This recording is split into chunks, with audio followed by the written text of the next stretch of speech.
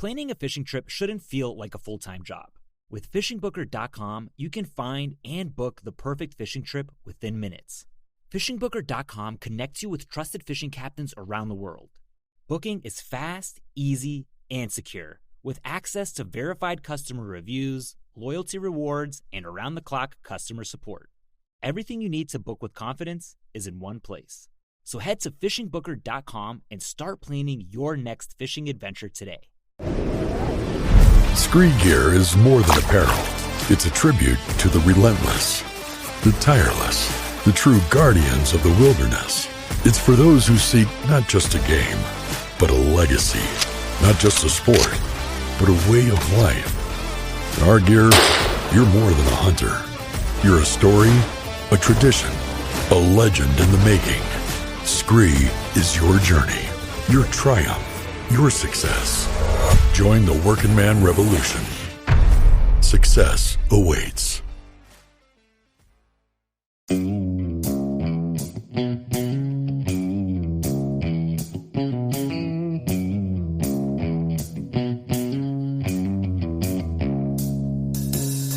Well, all right, welcome back to the Survival and Basic Badass Podcast, Kevin and Chuck. Today, well, we're going to talk about voting for survival.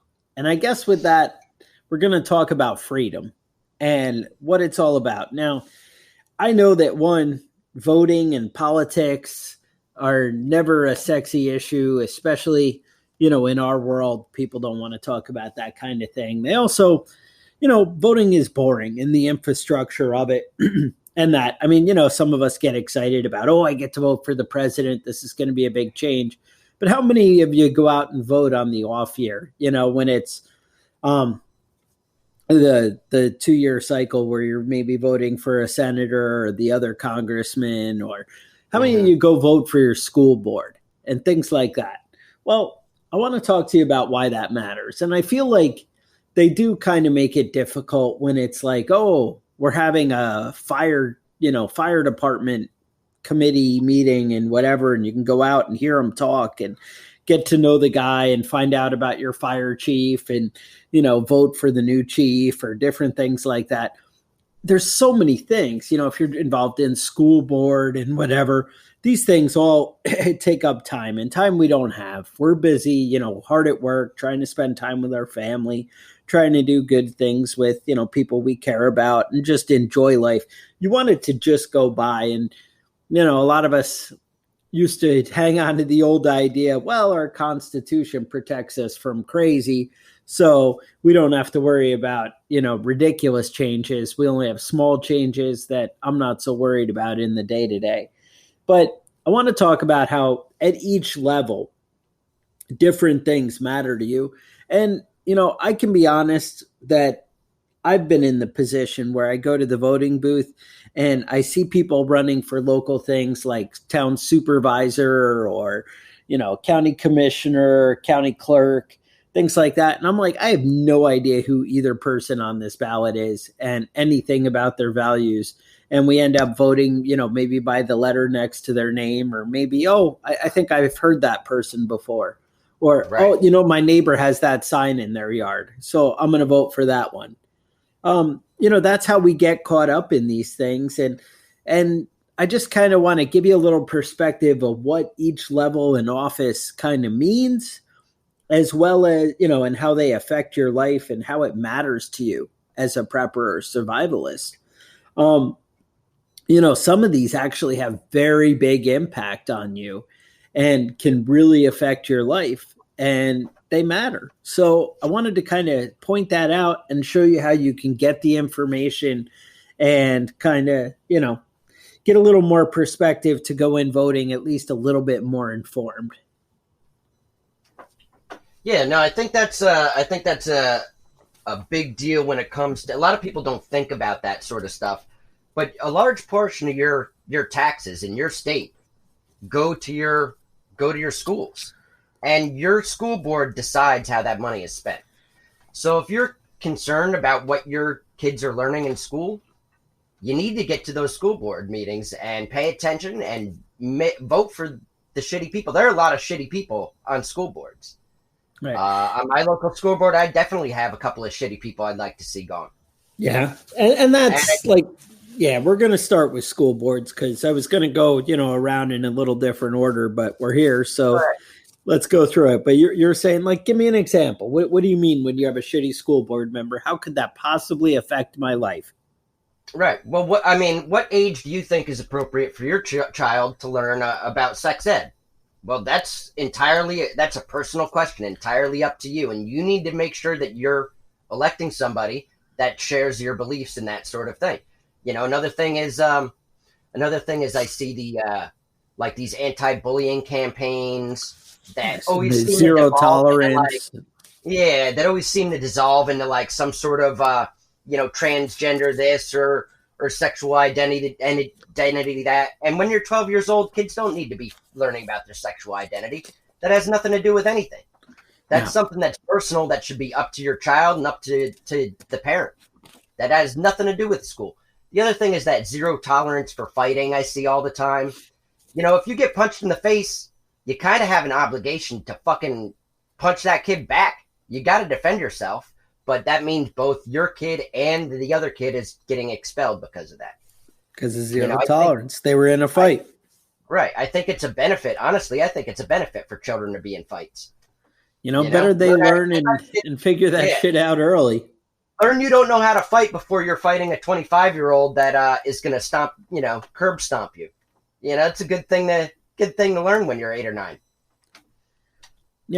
That's it. So when you think about a school board, right?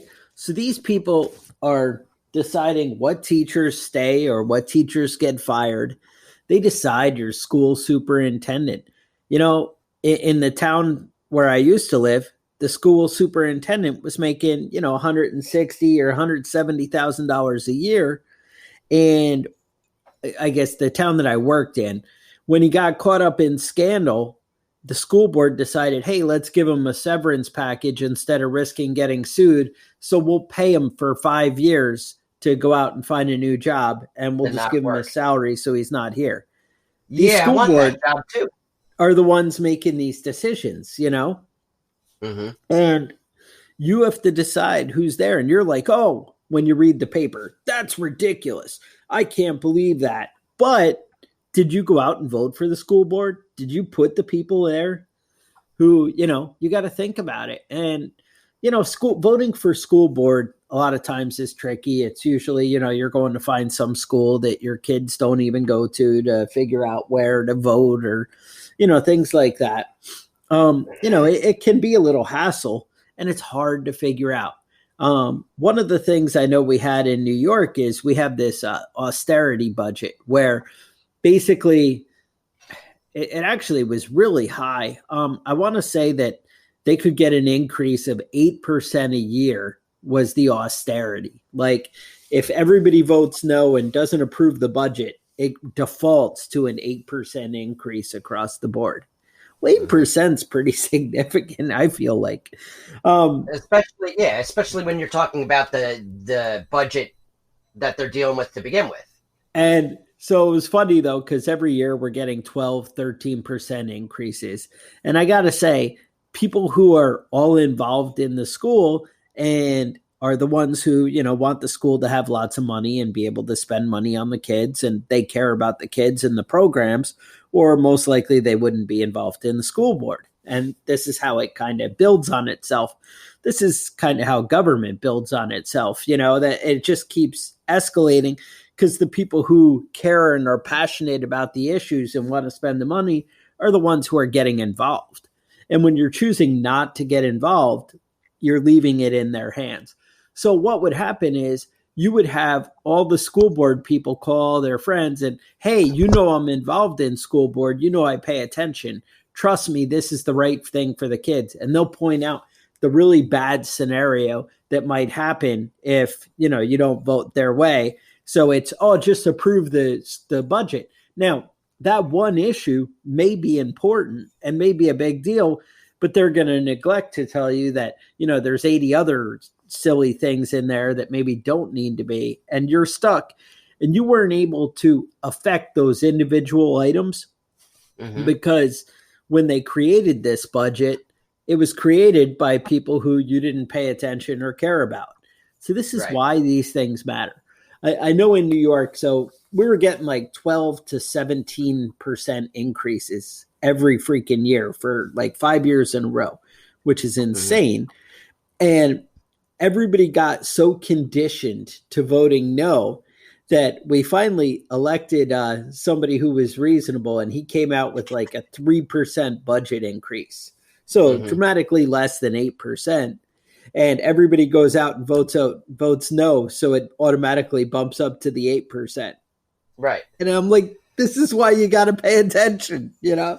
Right. You got to get involved. You can't afford to pay your bills anymore. Now, one of the things that, you know, would be an issue, like our school board would decide that, hey, you know, if the way we can get the budget passed is we say if it doesn't pass, we punish the parents with something that really, you know, affects them. So what they would do is, oh, you don't want to approve our budget because all the teachers need raises and everything else. We're not going to cut teachers' salaries or, you know, extra stuff, whatever. Instead, we're going to cut busing for all sports programs. So now you got to drive your kids to all the games and all the practices and things like that. And they end up using it as a weapon to kind of force you into, well, I'm not going to drive my kid to freaking school every day. I'd rather pay an extra, you know, $20 a month on my tax bill than that. And believe me, if it was $20 a month, people maybe wouldn't be so opposed. But it ends up being, you know, dramatic every time. And that's how you get these out of control. I guess we gripe about it in New York because we have separate school tax and property tax that are both affected by your property. And I know I lived in an average neighborhood and in an average, you know, house. And, you know, I was paying $4,000 a year in just school taxes. And then another $4,000 in property taxes, which is dramatic. And I mean, that sounds crazy to me. And you're like, oh, that's New York. No, if you actually get closer to New York City, I was paying, you know, friends of mine were paying $16,000 a year in taxes for a 3-bedroom home, you know, and you're like, what? That's insane. And yes, it is. You know, where I am now, my school and property are combined, and we're looking at like $1,100 a year for 14 acres and actually 2 houses and a barn. And, you know, it's dramatically different. And not everywhere is like New York, but it's all about how you vote and what you approve and what you're willing to live with.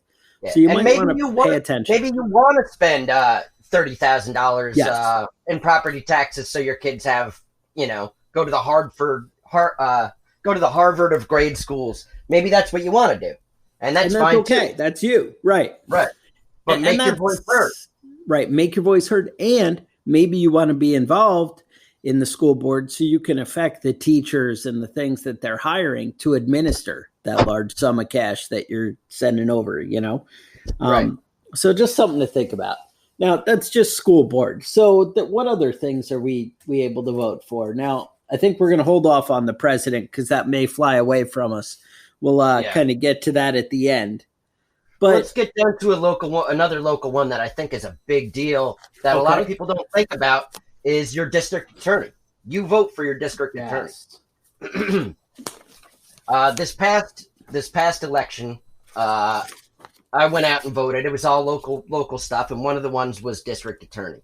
Right. And I did a lot of research into this shit, and I was getting ready to vote. I was just trying to wrap up some paperwork at work before I left to go vote, and fucking phone kept ringing. Right. And the phone rang, and it was one of these assholes trying to get me to vote for their district attorney candidate. Right. And I was so pissed off that I had to stop what I was doing to answer that phone call that I voted opposite of whoever that was. Not giving a shit about anything else. I knew who both of the guys were and what they both stood for. And so I voted all Republican. I'm going to put it out there. Let everybody know my politics. Kevin. I voted D. I voted 1D, and it was the district attorney. Now, the district attorney was David Klieg, and he won the election by 3 votes. Oh, That Kevin means that was if one I of had those voted for votes. the opposite person, he would have only vote for one. He would have only won by one vote. That One meant vote. one other person out there could Might have changed got the pissed vote. off by that phone call. Right. But anyway, he was elected, and he was one of the ones that was really pushing for the bail reform in New York. Now, I don't know if you guys know about this, but this bail reform has been, well, personally, I approve of it because I'm pro the reducing the government's authority. I'm always for that. I'm always for that. But this was Governor Cuomo's bill that he was trying to push. And basically, it means that you cannot charge bail for somebody if they didn't commit a violent crime. That means if you're a protester and you're going through smashing out storefront windows, the police will come and they'll give you a ticket to appear in court for smashing out windows and then let you go about your business. So Cuomo was losing his shit because they couldn't do anything to any of these protesters, no matter, if they had attacked a physical person, then they could arrest them and put them in jail. But if they didn't physically hit another person, then they just had to appear, they get a ticket. And then you can just move out of the state if you want. And then you don't have to pay for your crime in any way. You just never go back. Right. Now, if you guys that don't live in New York wanted to come to our state and smash out storefront windows and get a ticket, you could just go home. So I want to invite all the listeners to come to New York now and smash shit up. Just, you guys got free reign. You can come by my house. I'll give you some beers and we can go out and break shit together. That sounds a little disturbing, Kevin, because I feel like your taxes may go up after they're gonna go somebody has to clean that shit up. They arrested this woman for drinking and driving. They let her go. The next week they arrested her for drinking and driving. Then they let her go. And the next week she killed somebody while she was drinking and driving. It's fucking ridiculous. But whatever. That's our law now. That's Governor Cuomo. That's why it's important to vote in local elections. Right. Let's move on to district attorney. Yeah, that's huge. And that's the thing. So few people go out and vote in the off elections. And when I say off, I mean the one that's not a presidential year. That, a lot of people slip in with minuscule numbers that barely, register or make. So it matters, and the guy on your party ticket might be a jackass. That's what people don't realize. They're like, oh, well, I feel like I'm a Democrat, so I vote all Democrat. Well, that one Democrat might completely be opposite your values. We actually had a sheriff who was amazing in New York when I was there. And he ended up, actually, he would be on the Democrat and the Republican ballot thing because nobody ever opposed him. He just, was the guy. And it's funny because he was actually a Democrat himself, but he was very pro-gun and pro-gun rights. And, he would be the guy running around doing commercials on TV that would say, hey, if you're a concealed carry holder, I encourage you to carry your weapon everywhere you go because that's one more gun in the hands of good guys. Oh, Jesus. And people lost their fucking minds about this. Well, so when he did that was the end of his reign because all the Democrats realized, wait, this guy, even though he has a D next to his name, doesn't actually represent my values. Now, he represented my values, just not his fellow Democrats. Just not everybody else that lived in the community. Yeah. No, so they went ape shit and, immediately, switch that around. But anyway, I just, that's the kind of thing, though, you should pay attention to. I mean, not that what they're doing about, a specific issue, but specific issues that you care about. So I looked it up in my town and community.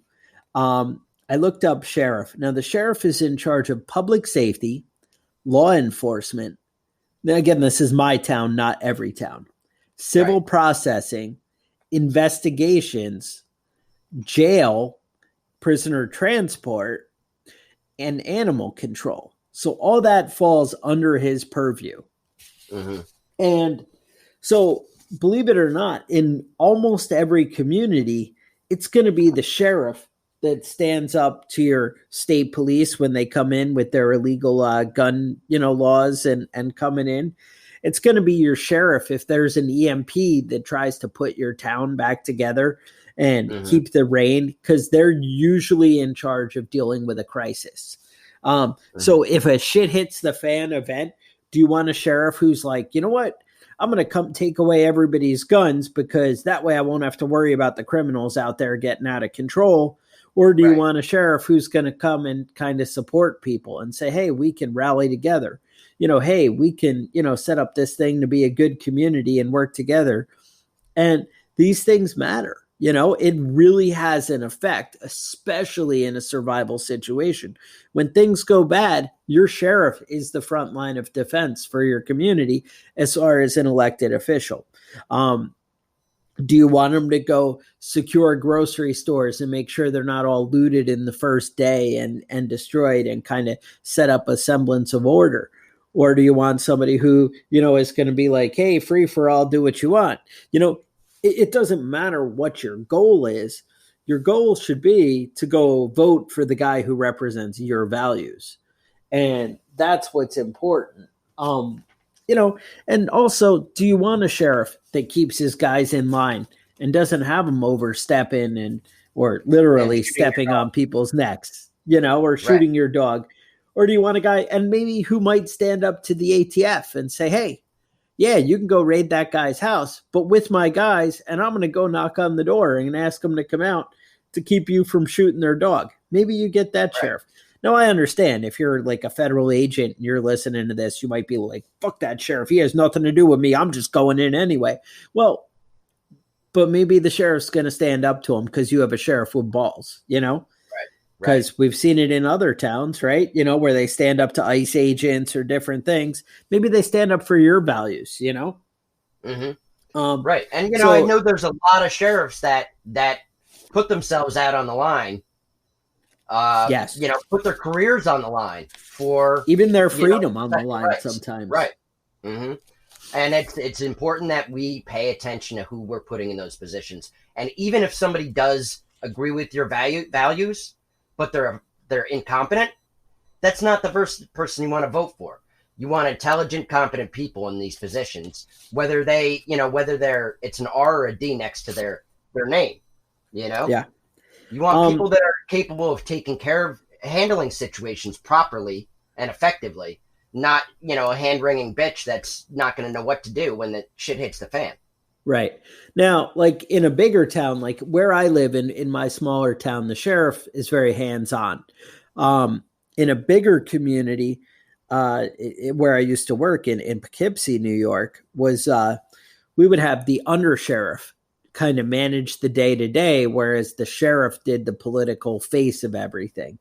And the undersheriff was a great guy who I knew and would, really had people's backs and definitely represented people's values and took care of like the gun owner. And also remember, if your town maybe has concealed carry, your sheriff is a big part of that process. That's right. And, your state has some guidelines they're required to follow, but the way it's all implemented, that's your sheriff setting that up. So, keep that in mind. Anyway, the undersheriff was the great guy and our sheriff was a jackass, but you would keep voting for the sheriff because you knew that the undersheriff would be running it and stay in power as long as, that sheriff was in place. So, just kind of understand your local government and figure out who's in what position and why and how it's going to affect you. Now, there's also, other things. I know in my small town, the sheriff oversees the coroner and handles that, whereas sometimes a coroner might be an elected position, depending, where you live. We have a lot of different things. Social services. So you have a board of social services. You might be able now. All right. The next guy would be a county executive or a board of county commissioners. These are usually interchangeable depending how your town or state or community is set up. We have a board of commissioners where I live. And with this board of commissioners, they decide, like they don't, we don't have elections for our social services kind of people, our public health kind of people, our local tax and appraisal stuff. That's all kind of overseen by the Board of County Commissioners. This is on my level, in my state. It does vary from state to state. Sometimes this guy will be a county executive, and if your area is big enough, you may have a tax assessor who's elected. Also think planning and zoning, like your building inspector, that kind of thing. That's overseen by your county executive or your board of commissioners. So if you're always fighting with your town board, that's another one that's huge, or with your building inspector. Sorry.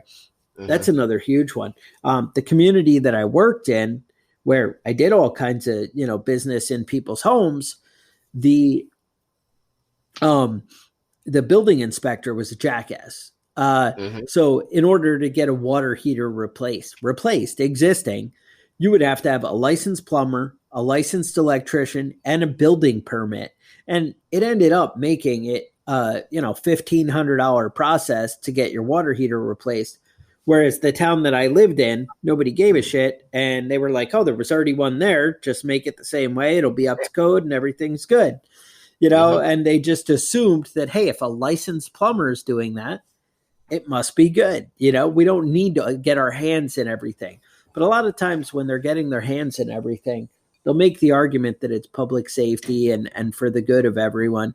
But a lot of times it's, we want to collect a fee to come out and, charge for that. Right. So, that's something to definitely be aware of. It's funny because I actually thought the building inspector was this big, scary person in my community, because the only building inspector I dealt with all the time was in the community next door. And so I just assumed, all building inspectors are jackasses like that. But once I got to deal with mine, I'm like, I went in and was like, oh, hey, I can't help but notice on the records, there's only 2 bathrooms in my house and I have 3. What can I do about it? Now, I know in the wrong community, I would have actually had to pay a fine right out of the gate just for saying that. Right. And it was like $1,000 fine. And now you have to come in. I have to inspect everything. And I'm going to be a big hard ass because how dare you cross me and do something out of, whatever.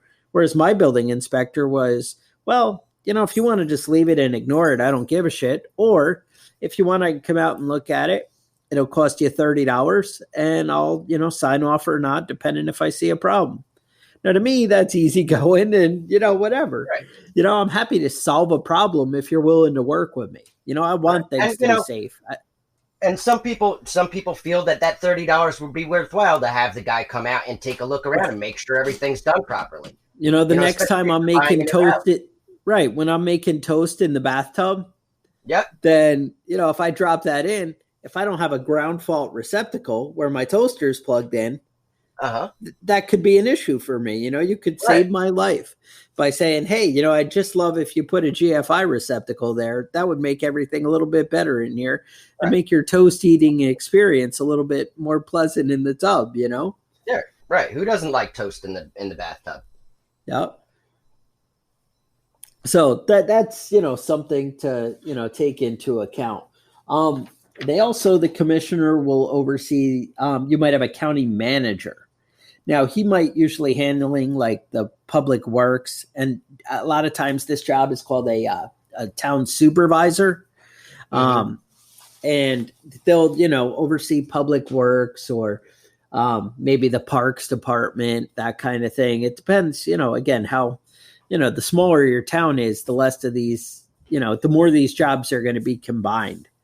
But get to know these people and see if they really have your back in bettering the community, or if they're just out to be like, hey, you'll reelect me if I get this fancy park built and fancy swings and things like that. But that's how budgets tend to get out of control. There's also people who look for ways to get great things done or get the most value for your money. By getting to know these people, you realize who's there for you and who's there for their own gain. Some people just like to promise their constituents, look, I got this new street light. Look, I got this, I got that.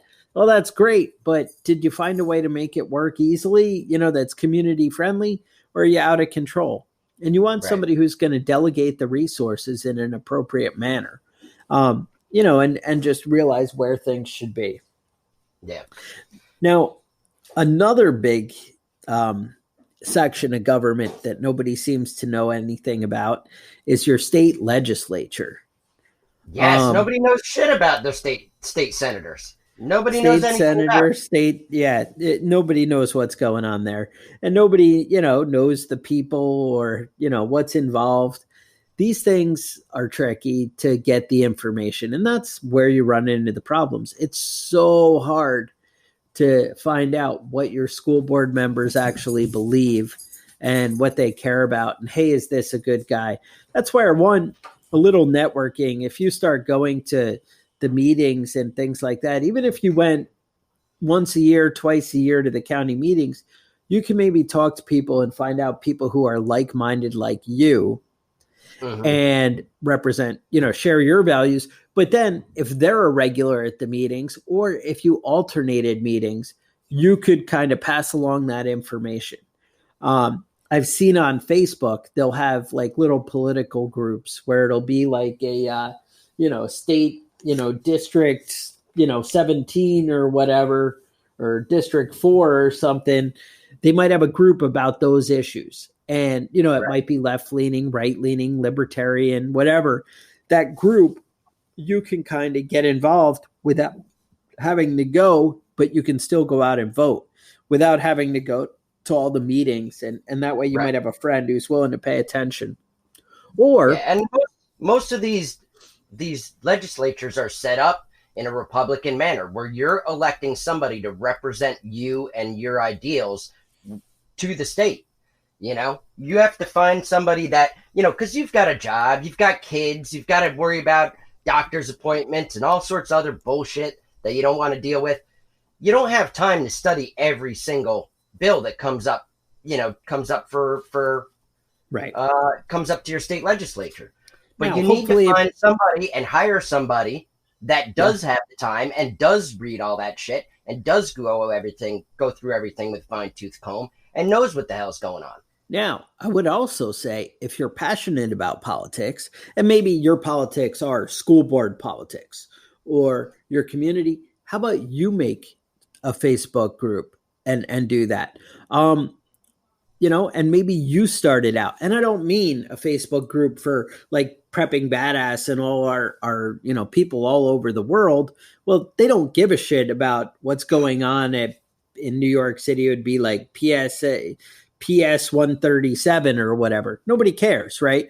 But people who all live in the community and all go to PS 137, their kids, that would be public school 137 in New York City or whatever. Right. So if you have a community of parents, hey, post things that are going on and you talk and whatever. You can't tell me that a lot of you aren't staring at Facebook every now and again, right? If you got a little heads up briefing every now and again, how cool would that be to know? So maybe you network with some of the other people there and say, hey, could you be my friend on Facebook and just, shoot me a message every time an issue's coming down that you think would affect my values, things like that. And so that's how maybe you can kind of incorporate what's going on in your state government. Now, your state government has a lot of laws that affect maybe what would be required to get a concealed carry or not have a concealed carry at all, or maybe open carry in your state.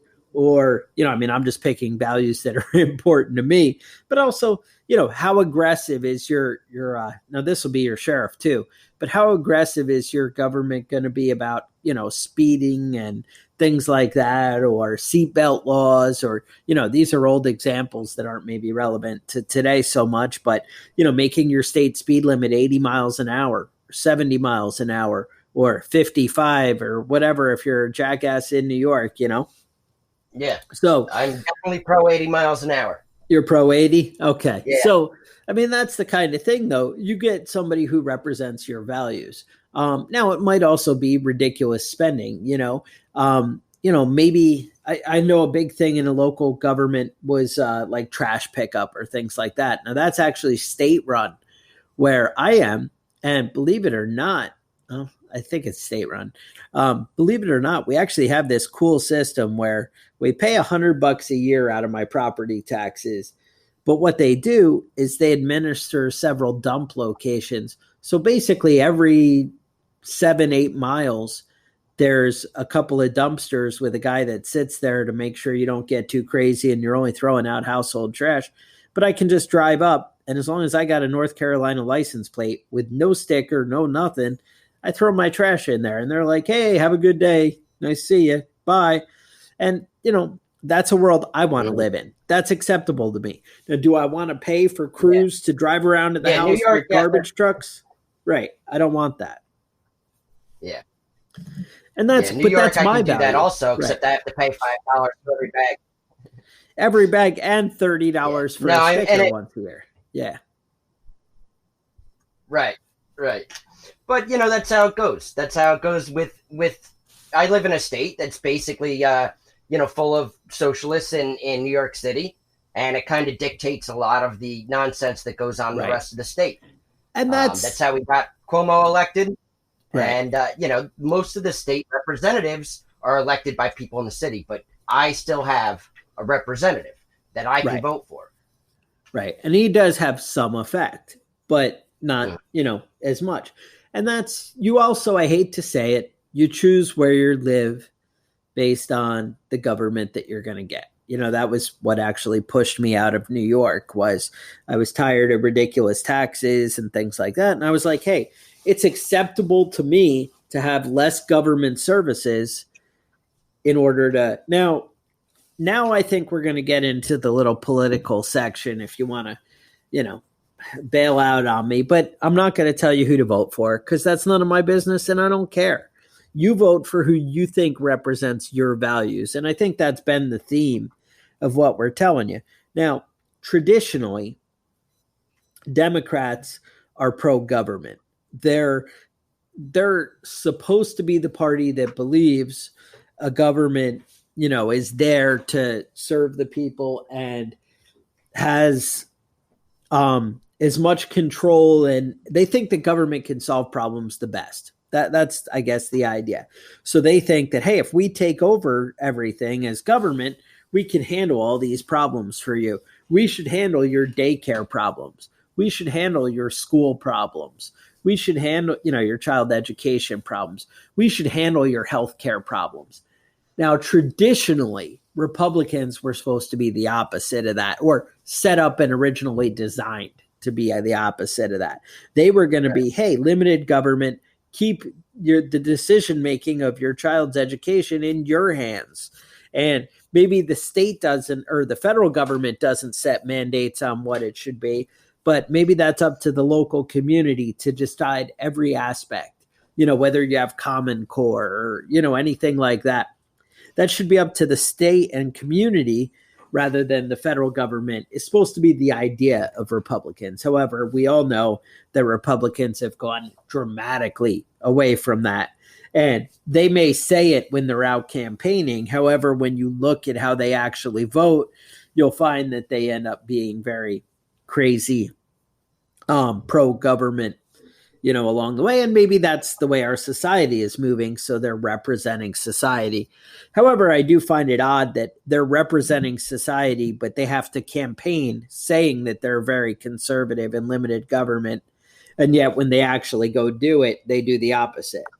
Well, if it's what society wants, why are you campaigning one way and then doing the opposite? Right. That doesn't really add up in my book.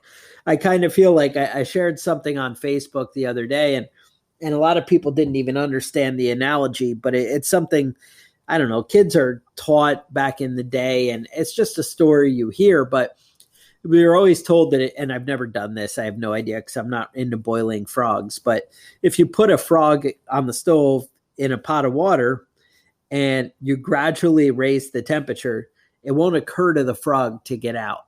He'll just stay there until he's actually cooked. And that's what will happen. Whereas if you drop a frog in a pot of really hot water, he'll jump out if he's still physically able. Okay. And because that's what does him. So when you cook like a lobster, you just drop him in the boiling water and he's just like, I'm a lobster. I can't jump out. So he's screwed. So that was the analogy was, hey, you when you vote for Joe Biden or a Democrat, you're like throwing somebody in the pot of boiling water and they're just screwed right away. But if you go Republican, it's a slightly slower process, but you're still getting screwed, and that's what happens, and that's, I feel like the answer. Now, I feel like another thing before I lose you by talking too political, I do want to say, as you get closer to an election within, I would say the month, so October, you should be able to search your state and type in voter guide. And then it'll usually bring you down by, break down to communities and things like that. And you should be able to find, hey, what are the values? And a voter guide traditionally should not be set up to say, hey, vote for Jim. Jim's got your back and, he's going to make everything okay, or vote for Kevin. It shouldn't be like that. It should say, hey, Jim cares about guns and gun rights, whereas Kevin, he wants to take your guns away. These are some of the examples that Kevin's done in his past, whereas Jim has done, another way. Kevin wants free food for everybody in the town if they're hungry, whereas Jim says, screw everybody with their free food. I'm going to let you keep your money so you can go buy whatever groceries you want. Now, you decide what represents your values and you go for the candidate that fits the most boxes, is how I approach it. Now, obviously, you get to decide for you. Now, maybe being pro-gun is your number one issue and you don't care about anything else. And if there's two guys that are both pro-gun and they're running against each other, then you move on to the next most important issues. Or, I hate to say it, the greatest culmination. You could look at it like, well, being pro-gun is like a 5-point value of mine, whereas, giving away too much free shit is a 1 point, and setting up swings in the park is 3 points important to me. You need to add up and who's going to represent the most of your values, unless that value is a deal breaker. And then you kind of go through and decide who's the best for you. Because in the trying times like we live in now, you have two jackasses running for president. Now, I know some of you are going to say, well, there's actually three. There's Joe Jorgensen, and we'll talk about that too.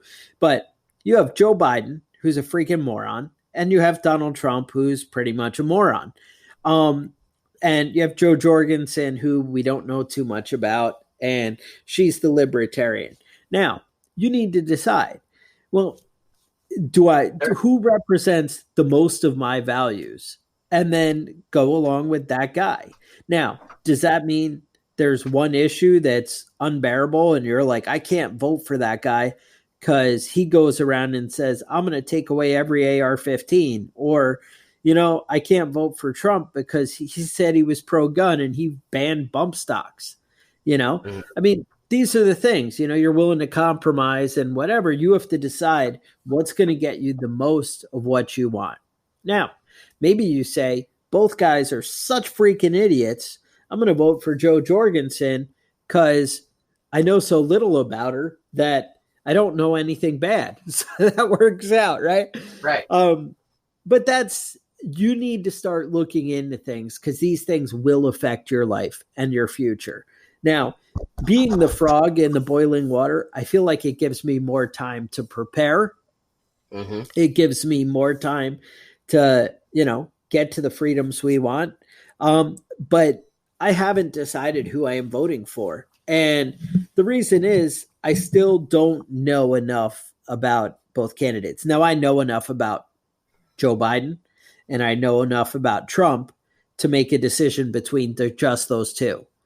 But I don't know enough about Joe Jorgensen yet to really make an informed opinion. And I don't know what's going to happen, as we get closer. Yeah, there's somebody also running on the Green Party ticket. I don't know Okay. who the hell that is. I don't pay And attention to it. usually the Workers' Party has always got somebody out there for you. Mhm. But you need to decide the values, and instead of rash things, that's why I get so frustrated when people have debates. You'll find you're at work or, maybe at the softball practice or even out at the bar or whatever. Now, a lot of people try not to talk politics at the bar, but you'll hear, oh, Donald Trump said something so ridiculous. And then their defense or the Republican guy who's going to vote for Trump, his defense is, yeah, but Joe Biden said this. So that negates what Trump said. And vice versa, oh, well, Joe Biden said this jackass comment about you're not a black man if you don't vote for me or, stupid shit like that. But then people are like, well, yeah, but I'm going to dismiss that because Trump said, so-and-so. Well, we can't have an informed debate and discussion if we don't judge ideas based on their merit. Right. People need to be accountable for what they say. But again, believe me, and I got to say, if you don't think that both these guys are jackasses, you're not being honest with yourself. You're not caring about, you're too caught up in the emotion of it. Now, does that mean you don't vote for Trump or you don't vote for Biden? No, that's not what that means. It means you got to decide who is going to get me more of what I want. And you need to think about things like that way. That's my approach to politics. I mean, you each have your own way of handling things. And guess what? It's America. It's a free country. It's funny. We're a representative republic. People always think we're a democracy. And we have aspects of the democratic process by far. We're a democratic nation, right? Meaning that we vote and decide things. However, when you say it's a representative republic, the idea is we can vote whatever we want, except it has to be within the confines of the Constitution. They're still supposed to be limited by the Constitution. Now, we can vote to change the Constitution.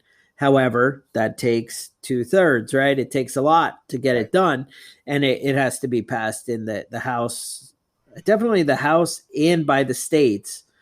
But that's a bigger thing, individually.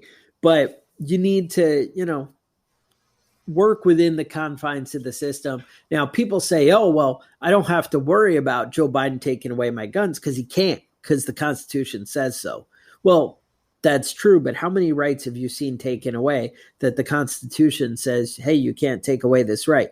It's happening all the time. You're an idiot if you don't believe that lawmakers are not held accountable and laws are not held accountable. I know we have a Supreme Court, which seems very limited in how it, handles things. It does not strike down things easily. So, you need to decide. And that's another big thing. When you have, two candidates that are iffy, we had Donald Trump and Hillary Clinton. And I got to say, I wasn't that impressed with Donald Trump, but I voted for Donald Trump because I said, do I want this jackass picking my Supreme Court leaders, or do I want Hillary picking my Supreme Court? And that was a big thing for me because I was like, hey, these people are going to affect my guns. And, all I knew at the time is Trump saying, hey, I'm going to select pro-gun people. And I had Hillary saying, I'm definitely going to select anti-gun people and people who aren't really stuck in the rigidity of the framework of the Constitution. To me, by definition, being a Supreme Court justice, your only job is to protect the Constitution, is to keep it intact and represent its meaning and purpose. And I don't feel that, by saying somebody's, well, I'm into a very loose and open interpretation, to me, that contradicts those values. Now, maybe you're the guy who doesn't agree with our Constitution. Well, one, I think you're kind of in the wrong country. But two, it's the framework that we have, then you should be working to change it. Right. when it has its flaws. When we had slavery, these kind of things, when it was open to that, they worked to change it. And that's what you do. You change things to represent the culture and society we live in. And I know the world is always changing, and we do understand things differently, and certain things are important. But you need to kind of go out and vote, or your opinions don't matter. It doesn't make a difference. But I would say if you're going to go out and vote, you need to be an informed voter. You need to find out, what's going. Some people always just vote for the underdog. Things like that. And I understand that. That's not wrong to want to change the stupid process that we have. But you decide the way to get what you want and take the steps that'll get you there. Right. Amen. I agree with that 100%. And a lot of people vote just along party lines when it comes down to their local governments. But the truth is, it's just because somebody's running on that ticket doesn't mean that they agree with your values. Correct.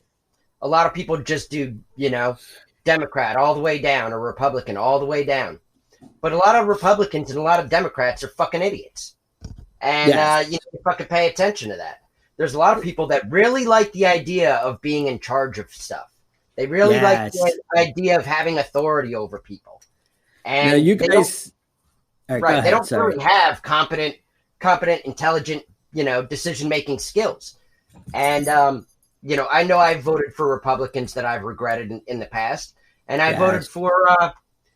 for independents in the past that,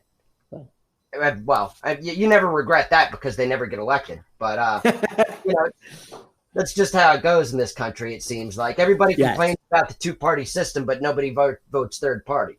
Exactly. Whatever. It's not going to change unless we change as a people. Yes. And that's, I'm a very firm believer in third party and who has a chance. And the media is going to, do their very best to make it clear to everybody they have no chance. You're just throwing your vote away. We're not even going to discuss them or consider them. But believe it or not, if everybody that didn't vote, who was eligible, went out and voted, that third party could make the difference. Right. But again, I don't know. I mean, if it seems 100% obvious to me that voting for a libertarian or, whatever you want is just throwing my vote away, I probably am not going to throw my vote away. That's the thing. And, I don't fault anybody who votes third party. I think you are absolutely doing the right thing if you believe that's the best candidate. I don't have any problem with that idea, and I would never discourage somebody from doing that because I don't think it is throwing your vote away. It matters. It makes a difference. But damn if we don't have a screwed up system, It is really tough. But that's where we're at in America. And I just say get as informed as you can and realize, one, your vote matters so much on the local level as far as it affecting your life. Nobody cares about who's on the school board until your child is having an issue and the school does not have your child's back, Right. and then all of a sudden it's a super big deal. But damn, if you didn't, not pay attention for, all of a sudden you care now and you're like, why is nobody with me? Why is nobody out helping me? Well, you got to pay attention. It falls on you. And like I said, I'm not saying you have to go to every meeting everywhere and you have to read minutes from your local state senate or things like that. I'm saying get to know the people involved and see if they can keep you involved. And if that's one more, group you search on Facebook, instead of just being 37 groups of baby goat yoga, then maybe you do 36 groups of baby goat yoga and one group of people in your political area, things like that. See if you can get involved and kind of share. Even if you just create the group, you might find that you bring somebody else in passionate. And what's cool is if you bring in people who are passionate in the opposite direction of you, they're still going to let you know about what candidate is about what, and how they believe. Right. It kind of works that way. So that's kind of cool for everybody. So you may want to pay attention to that. and get involved. Now, I think that's probably enough politics for the year. I'd probably let you guys off with a pass on that. I know nobody likes to talk about those things. They aren't fun. But I got to tell you, they do make a difference to your family's survival in their future. And how you vote does make a difference. And you just got to decide what's best for your family and your future and take it in that direction. Maybe you're like Kevin and you're just like, burn the motherfucker down.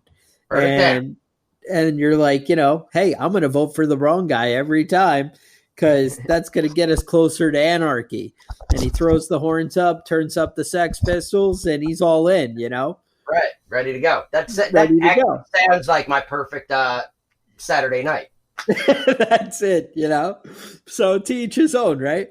Now, maybe you guys love this podcast. You love what we do. Sometimes we piss you off talking one way or another, but we piss you off evenly, right? I know that we make you think about things, and that's our goal, is to push you in a different direction each week. I hate to be the guy who just wastes my time listening to something and I just hear people who agree with me and preach the same shit back at me. I don't feel like I grow or I learn anything if I kind of keep myself in the cocoon like that. Right. So if you love this podcast, one, we appreciate your reviews. We appreciate when you share us with other people. But you know what would really set the standard and put people on notice about what you believe in? If you had some Prepping Badass survival gear. We actually set up a website. If you go to preppingbadass.com and you check it out now, it's different than it used to be. We actually have just a bunch of cool t-shirts and things, we put up. Maybe you want to show it with your Prepping Badass face mask and show people, hey, I'm wearing a mask, but I'm also a badass and I'll cut your throat. So, whatever. I actually saw something the other day on Facebook that it was a picture of Glenn Danzig, right? And it's funny. I showed it to my buddy at work and he's like, who the fuck is Glenn Danzig? And I'm like, the Misfits? And he's like, no, I don't know who the Misfits are. And I was like, wait, well, what about, and I showed him the skull, right? Fiend. And the skull from the Misfits. And I was like, you've seen the skull though, right? And he's like, no, I've never seen that before in my life. What? And I was like, dude, you're just fucking with me. And he wasn't. And this guy's like 30. I'm like, are you kidding me? So I saw them in concert last year. Yeah, I saw the Misfits not that long ago. But anyway, it was, I honestly love wearing masks all the time. It's fucking spooky and cool. The best part is that it can be any kind of mask you want. I've been going out in this crazy shit. Yesterday, I was Darth Vader. Tomorrow, I'm going out as Shredder from the Teenage Mutant Ninja Turtles. This isn't tyranny. This is Halloween all the time. Well, if you want your world to be Halloween all the time, go to preppingbadass.com and check out our badass face masks, our badass t-shirts. You want that don't give them a fucking inch t-shirt? We got it. We put it up there. We're also trying to incorporate a way that we can get, patches and things out to you. We want to be able to sell some of these badass Prepping Badass knives we've made. Now, one way you can get your hands on a badass Bowie knife, and I know Kevin's excited about this knife.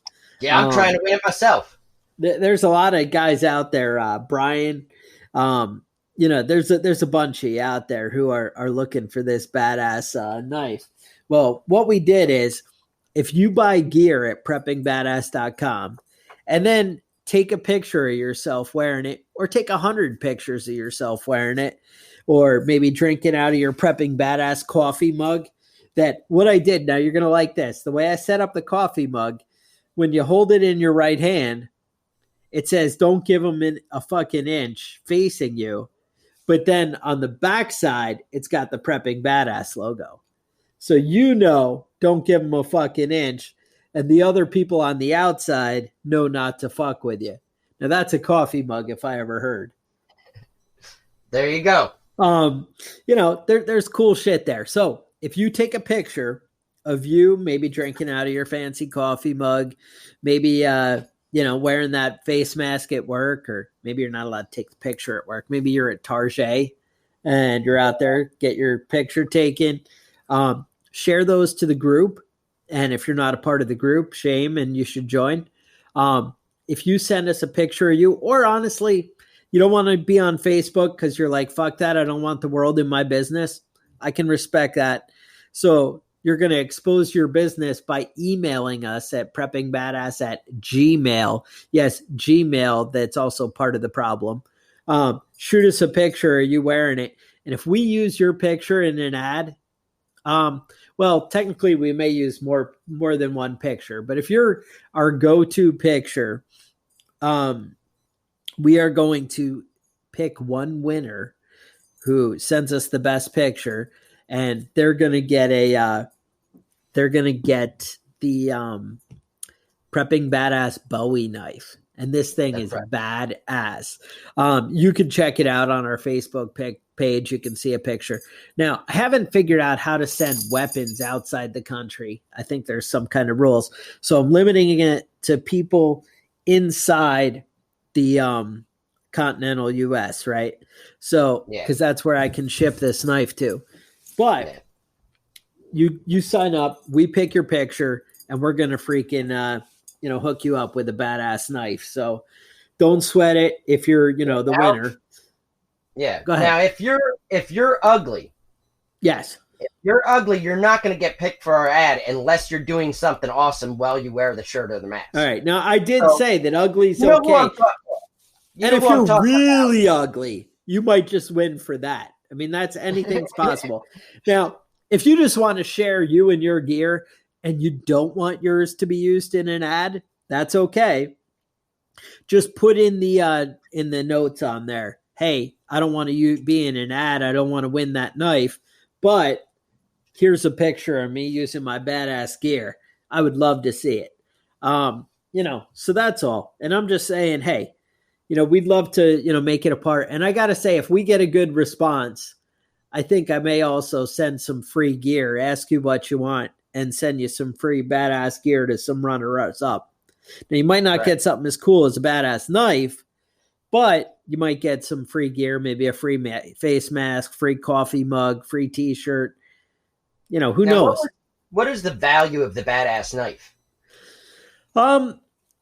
It's hard to say. Now, this is custom, and custom's always, tough to really put a price tag on. So I would say it's in the $125 neighborhood. Is the value you're looking at. Now you have a custom wood grip. This is a Damascus steel blade. That's where, it's got like the nice waves and looks all like black and awesome in it. Now this is like supposed to be the harder steel so that when they fought people, their Damascus swords would cut other people's swords in half. I mean, it's really at the height of knife making technology. It also has a custom leather sheath, and this thing's huge. It's a Bowie knife. You want to run somebody through, this is the knife to do it. Right. You're definitely going to be setting the standard, but I think you're in that $125 kind of neighborhood. So it's a significant value. Right. And you're going to get this for free. For free. The shipping, everything. It's just going to show up at your door, and you're going to wake up and say, I'm a fucking badass. Now, I also have to say, there's only, I think, 5, maybe even 4 of these custom Bowie knives. And then I have 3 Skinner knives, maybe 4 of those. And so you're going to be one of 5 out there. And right now, all 5 are in my personal collection. So really, you're the only other person out there with this knife. And each one is custom and individual and unique. So even the other 5 all have different sheaths. They all have different color handles. They're all different. And they're just all badass is the bottom line. So, we did a sampling of it. And I think we are going to put some for sale at the Facebook group. We haven't really determined, zeroed in on a price or how to do it. but they are going to become available, one at a time. I think we might actually set up an auction through eBay or something like that. But anyway, you could win this if you send us pictures of you wearing this badass gear. And, there's something for everybody on there. We picked out a couple different stuff. We have girl shirts. We have guy shirts. We have the coffee mug. We have I wanted to do the fleece blanket, but my wife said no. I think one of you actually bought a badass, prepping badass, like flag, the big wall tapestry. Oh, yeah? Set the standard. Somebody out there has already gone full badass, So, you could jump in on it. You want to go to preppingbadass.com and check out the gear and find something that's right for you. It does support us. I did pick quality t-shirts. I didn't want anything cheap because I hate putting my name on something that ends up being crap, I'd rather make $2 profit and have you have something cool than to put my name on garbage out there, So they are quality shirts. They're all there's not a huge overhead that's going to Chuck and Kevin on each one of these things. You're getting a great price on all this gear. So right. We ended up going a little lower, which I may actually end up raising the price of hair a little bit in the future. But right now you can get in on the inside. So, again, we're going to make some ads and some cool stuff. And I'd love to see pictures. And maybe if you feel like, hey, I'm too ugly, just throw it on your wife and let her, model it for us and send it out there. But badass guys doing badass things, you have a real chance of, taking a win here. Yeah, I'd love to see some badass pictures doing some badass shit. So with that, stay safe. We'll talk to you guys next week. The Survival and Basic Badass Podcast is a proud member of the Self-Defense Radio Network.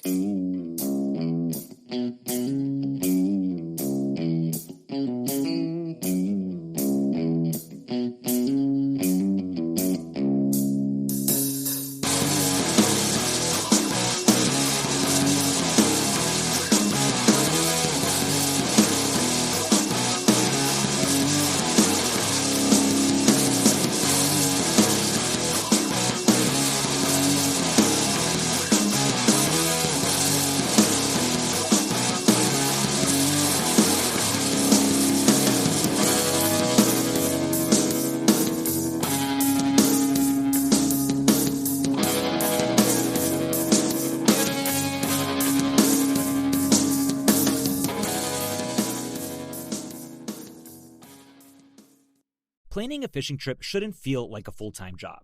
With FishingBooker.com, you can find and book the perfect fishing trip within minutes.